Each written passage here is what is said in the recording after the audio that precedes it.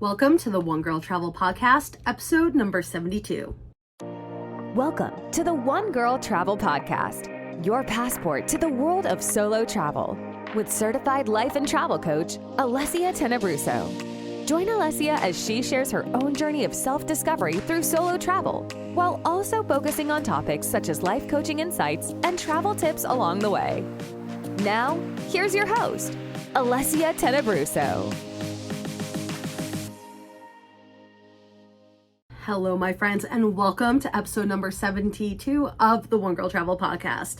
Today, I want to talk to you about something that you might not be thinking of when you're ready to book a trip to Europe. So, I know you're going to look up the basics, right? Like where to go eat, what sightseeing to do, the hotel, the area, all of that. But there's some things that I realized when planning the first One Girl Travel trip to Italy that people overlook, and especially for Europe travel, you might not think of these things. So that's what I'm sharing with you today. So let's get into it. So the first topic I want to talk to you about are public restrooms. In the US, we are spoiled by our abundance of free public restrooms. But when you go to Europe, keep in mind that restrooms are not readily available, and when they are, you most likely need to pay a fee to use them. Now, it's only maybe €0.50 or €1, but keep that in mind to have coins on you so you can access these restrooms. And on the topic of restrooms, when you use a European restroom, there may not be a seat for you to use, so work on your squatting skills, work out those thigh muscles, make sure that you can hover over the European toilet because there's no seat there. Or you might need to use some tissues because there might not be any paper. I came across many toilets while in Italy that did not have any toilet paper available or anything to dry my hands. So make sure you have a travel packet of tissues on you, wet wipes, whatever you need to make sure that when you go to the bathroom, you don't have any issues. Now, I know this isn't something that you would really think about. So that's why it's important for you to remember this when you go, because you don't want any surprises, especially for something like using a restroom. If you go into a bar or a cafe, you might be required to purchase something before you can even use their restroom. Or like I said, you might need to pay something to use the public restrooms. My next reminder is for you water drinkers.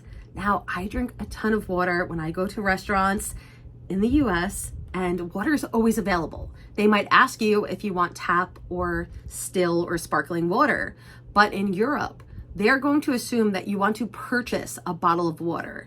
So if you do not want to purchase a bottle of water, you need to let them know that you want tap water. And again, they're not going to bring it to you automatically. This isn't something that's just given to you. You need to request it, and you need to specify what kind of water you would like. Also, ice. Again, we're so spoiled when it comes to ice. You go to a hotel in the US and we have ice machines everywhere, on every floor. In Europe, there are no ice machines. You do not get served ice with your drinks unless it's a cocktail. But if you order a soda or a water, it is very, very rare that you will receive ice with your drinks. So keep that in mind. Again, specify what you are looking for. They will accommodate you the best that they can. But just know that in your hotel, you are not going to get ice for your room. They might be nice and give you a glass of ice or something, but they are not going to hand over a bucket of ice like we have in the States. The next tip is actually about tipping etiquette. So again, in the US, we customarily will tip 20% based on the service we receive. But the tipping culture will vary across Europe. And in some countries like France, a service charge is included in the bill. I actually came across this in Italy as well. They don't tell you this. You have to look at the receipt and check if there's a service charge on there. If it is, then you can always add on an additional tip if you love the service you received. But if not, you just pay the service charge. I would really recommend researching the tipping customs before you go. That way you're prepared and you just know what the etiquette is when you're there. But in Italy, tipping is also not mandatory, but it was appreciated. Every time I tipped my driver or the guy handling my bags or the restaurant, they always appreciated it. And a lot of times they looked for it too. So they know that tourists are used to tipping, so they are looking for a tip most of the time. Again, use your judgment. Make sure that the service you received matches the tip that you're providing them, but it is always nice and appreciated to tip, but make sure you're not double tipping when that charge is already on your bill. The next thing to keep in mind are meal times. European meal times can be quite different from what you're used to in the States. Lunch is typically eaten between 12 p.m. and 2 p.m., while dinner is served later. Don't be surprised when a restaurant isn't open for dinner until after 6 p.m. Typically, dinner is served around 7 p.m., 8 p.m. or later. We had many dinners in Italy that began at 8 p.m. and didn't end until after 10. And we saw people coming in even later, around 9-ish, 10-ish. So they eat late. Be prepared for that. And make sure you have a snack available if you get hungry at the times that do not coincide with what's available for you in the country you're visiting. Speaking of business times, I also want you to keep in mind that opening hours vary through Europe as well. So many of the shops and businesses in Europe might close for a few hours in the afternoon, especially in the smaller towns. So you've probably heard the phrase a siesta, the word siesta, and in some countries they do follow that. And don't be surprised when you try to go shopping at 3 p.m. and the store is closed. So keep that in mind. Also, the restaurants will close for a few hours as well. Again, just make sure you look at the times ahead of time before booking or before just showing up at the restaurant. It is best to just book ahead. That way you can make sure that the times that you want are the times you get. My next tip is the language barrier. You most likely are not going to learn a new language before you travel, but it is appreciated that you learn a few common phrases just so you can show that you do have manners when you're there and you can show that you're trying. Don't worry if you're saying it wrong. They'll appreciate that you even put the effort in to learn it. But learn a few phrases. Hello, goodbye, how are you, thank you, you're welcome. You might want to ask where something is, but you don't have to go crazy with it. I do recommend trying to learn a new language just because it's fun. Before the Italy trip, I used Duolingo and I had a lot of fun with practicing my language skills. And it's just nice to know some phrases when you're there and play around with it and learn and just really appreciate the culture through their language. Now, if you're not comfortable learning a new language, I also want to recommend that you download the Translate app. There's Google Translate, and on iPhones, I believe there's already a Translate app on your phone. Utilize that because you can easily write down what you want to say and your phone will dictate out loud what you are saying in the other language. You can also take a photo of signs or whatever, labels, and you take pictures of it and it will translate it into English for you. So that really came in handy because a menu might not have an English option, the signs might not have an English option. Not everybody caters to the English language. So it is good to just have that confidence where you know that you'll get to where you need to go or you'll figure out what you need to figure out. And the Translate app is key for doing that. Download it, play around with it before you go, learn how to use it, and definitely utilize it if necessary. Another thing to consider is having emergency service phone numbers available to you. Not all of them will be the same, so it is helpful to look it up online before you go. Save that emergency number. It's not 911 like it is here. It might be 112 in Europe, but it depends on where you are. So it is important to have that on hand. I also recommend getting the US Embassy's number and address along with the consulate, just in case. You never know. It's always good to have it. Along with that information, I do recommend that you take a picture or photocopy or both. It's always good to be over prepared of your passport and your license. That way you have it just in case something happens to your original copies. It does come in handy and it really is helpful to have it saved somewhere safe in your phone and somewhere safe left at your hotel room. Now, when you're traveling, it's important to also look up the currency of where you're going. I do advise to convert your currency before leaving for at least enough to get you through the first day, but don't take out a lot because most places use credit cards anyway. But it is good to convert your currency and also familiarize yourself with that currency. Many places use coins instead of bills, and those coins, first of all, are a pain in the neck because they're going to go all over your purse, and they also weigh you down. I recommend getting yourself a little coin purse and keeping your coins organized and together. That way you're not just searching around your bag trying to find these coins. I also recommend that you know what each coin is, what it looks like, what it's worth. That way you have it and you are comfortable exchanging it for whatever it is you're purchasing.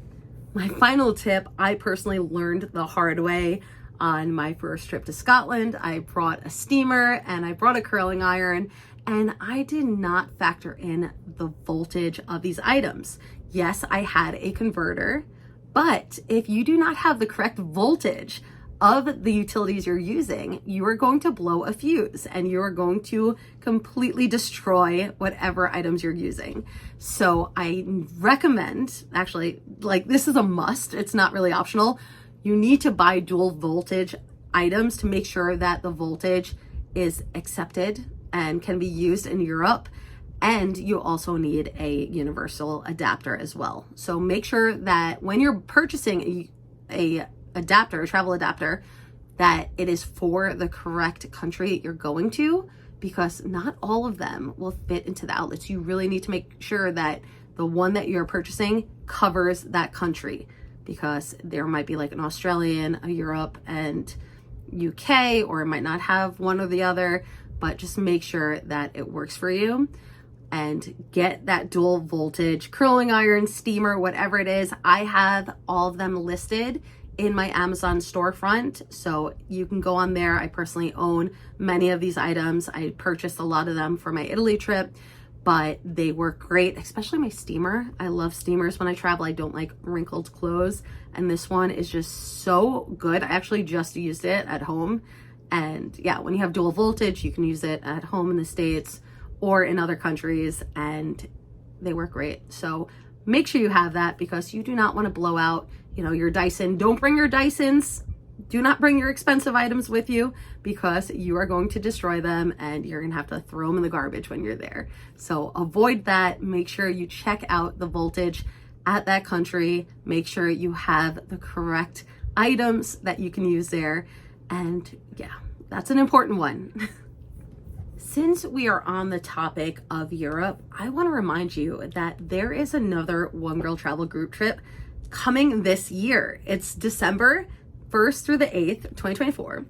It is the German Christmas markets. Now, this is something that has been on my bucket list for quite some time. I always thought I would do the river cruise for the Christmas markets, but those are so pricey. And I realized that I can host a group trip to Germany and experience it with the One Girl Travel community. And that's what we're going to be doing December 1st through the 8th. Like I said, we are visiting Berlin, Dresden, Karlovy Vary, and Prague.